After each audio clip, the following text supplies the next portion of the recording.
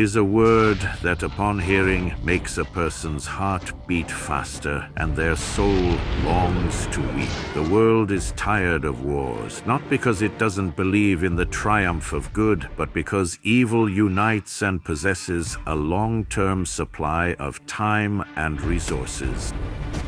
For over 12 years, Ukraine has been enduring a crucible of suffering. Since 2014, and especially since 2022, the Ukrainian people have been defending their land, mourning the lost, praying for the living, and burying their children. Millions have left their homes, hundreds of thousands killed. But despite it all, the people endure. There is no justification for war, for it is a mechanism destroying civilization, a mechanism for destroying God's creation. 12 years of agonizing, bitter pain. It's unbearably painful when the enemy destroys your home, which your ancestors built with the ultimate sacrifice of their lives. When you witness with your own eyes how churches are being burned in the occupied territories, pastors are abducted, and all religious services are strictly forbidden, and there is an unbearable desire to simply close your eyes and awaken from this terrible nightmare. Almost 700 churches have been desecrated, damaged, or utterly destroyed, and nearly 70 priests have been brutally murdered or subjected to torture. 20,000 innocent children have been forcibly abducted and deported, while thousands of entire settlements have been completely wiped off the face of the earth. Millions of wounded bodies and even more broken hearts.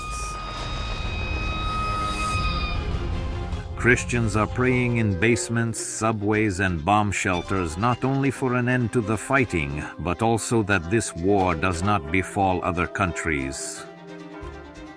The war against Ukraine has escalated into a prolonged battle of attrition, specifically designed to eradicate the spiritual values of the Ukrainian nation. Along the 1,500-kilometer front line, Ukrainians stand as a bulwark between the free world and a new axis of tyranny, Russia, now bolstered by Iranian drones and North Korean shells.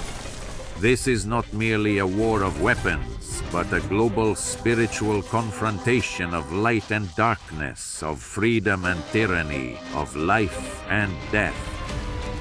Dictatorial regimes have formed a terrorist alliance, which is attempting to destroy not only Ukraine, but also to block the supply routes from Ukrainian ports, depriving 400 million people of vital food resources, thus unleashing famine.